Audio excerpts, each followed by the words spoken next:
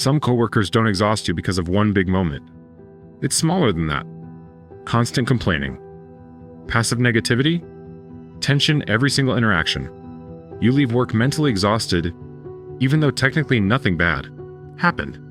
And after a while, you start feeling emotionally tired before the conversation even begins. Emotionally draining people rarely look dangerous. That's why so many professionals stay around them too long. Because the exhaustion happens slowly, conversation by conversation, comment by comment, interaction by interaction, and eventually, you notice something strange. You're no longer just doing your job. You're emotionally managing other people constantly. Their frustration, their negativity, their tension, their moods.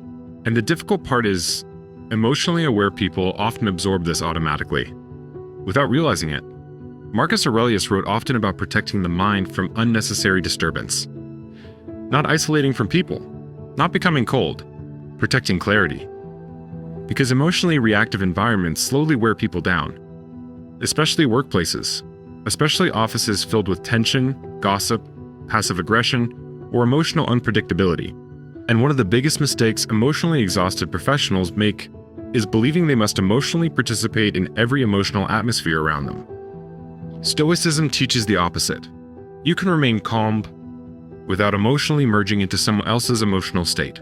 That distinction changes everything. Because emotionally draining coworkers often pull people into invisible emotional labor. You become the listener, the emotional regulator, the peacekeeper, the emotional absorber. And over time, your nervous system stops relaxing at work completely. You begin anticipating tension before conversations even start. That's why certain coworkers drain energy so quickly. Not because they're loud, because your mind stays emotionally alert around them constantly. And Stoics notice this early.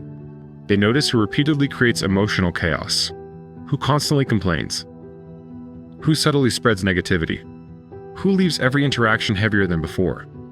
And emotionally disciplined people stop treating this like a personality issue.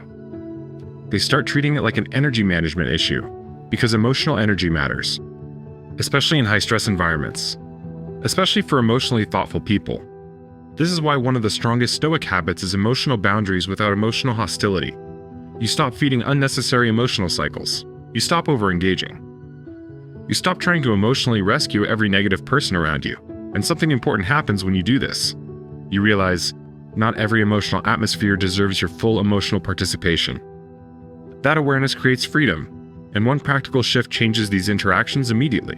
Shorter responses, not rude, not cold, just emotionally grounded. Instead of emotionally entering the negativity, you stay centered, because emotionally draining people often unconsciously look for emotional reinforcement. The more emotionally invested you become, the more exhausting the interaction becomes. But calm people quietly reduce emotional access. And manipulative or draining personalities notice this immediately. Not because you attack them, because your emotional energy stopped being available for consumption. That's real emotional control.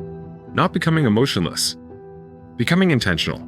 So if certain coworkers leave you mentally exhausted every single day, pay attention to the pattern. Not just the conversations, the pattern. Because emotionally healthy people do not leave you feeling emotionally depleted after every interaction. And Stoicism teaches something powerful here. Protecting your peace is not selfish. It's necessary. Especially in environments that constantly try to pull your mind into emotional chaos. If you're emotionally exhausted from difficult coworkers, passive negativity, or draining workplace tension, subscribe. This channel is for professionals learning how to stay calm, emotionally steady, and mentally clear around difficult people.